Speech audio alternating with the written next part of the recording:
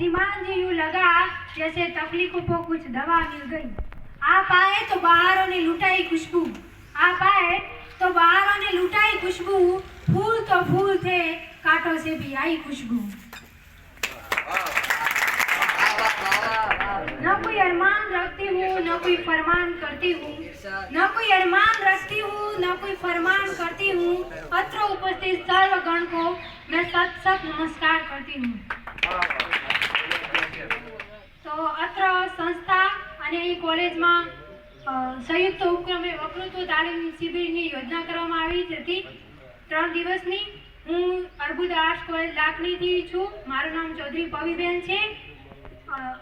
પહેલા પ્રથમ દિવસે શિબિરમાં મયંકભાઈ સર અને આપણા આચાર્ય દિનેશભાઈ સરે આપણને શિબિર વિશે અને મયંકભાઈ સરે આપણને વકૃત્વની વ્યાખ્યા અને તેમના વિવિધ પ્રકારો પાછી આપણને સમજાવ્યા હતા।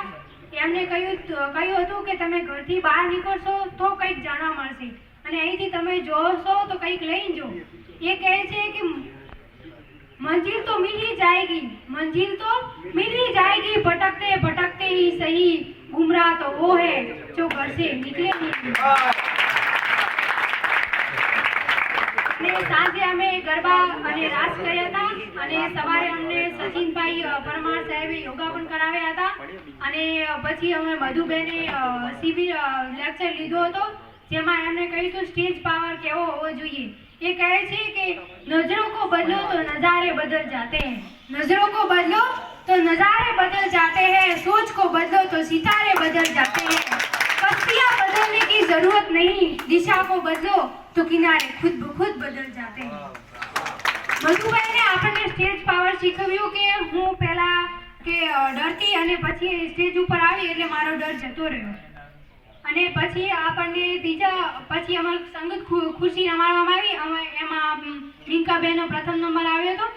પછી અમે ભોજન પણ અહીંયા જૈન સંગ્રહાલયનું સારું છે, શુદ્ધ અને સ્વાસ્થિક છે અને પછી વકૃત્વ સ્પર્ધા યોજાઈ એમાં મારો પ્રથમ નંબર આવ્યો હતો અને પછી બપોર પછી રામજીભાઈ લાલજીભાઈ અને રામ સોલંકી સાહેબે વકૃત્વ સ્પર્ધા વિશે સમજાવ્યું હતું જેમાં અલંકાર, છંદ, કહેવતો, કહાવતો, મહાપુરુષો, નેતાઓ બધા વિશે વૈજ્ઞાનિકો વિશે ઉદાહરણો આપી વકૃત્વને કેવી રીતે આપણે પ્રોત્સાહન આપી એનો ઉપયોગ કરી અને વકૃત્વ આપી શકીએ તેના વિશે સમજાવ્યું હતું અને એમને હું એમના વિશે પંક્તિમાં કહેવા માંગુ તો હમ अपने हौसलों के दम पर अपनी प्रतिमा दिखा देंगे, हम अपने हौसलों के बल पर अपनी प्रतिमा दिखा देंगे, भले कोई मंच न दे हमको, हम मंच अपना बना लेंगे।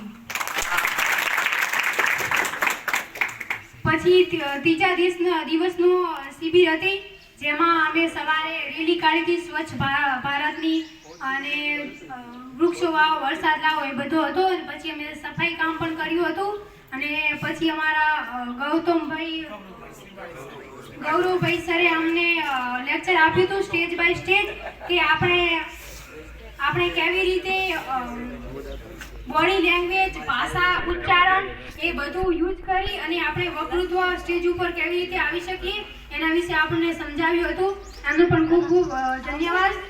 અને પછી અહીંયા બધા સર મહેમાનોએ આપણે પણ વકૃત્વ વિશે સમજાવ્યું અને એમનો પણ ખૂબ ખૂબ આભાર।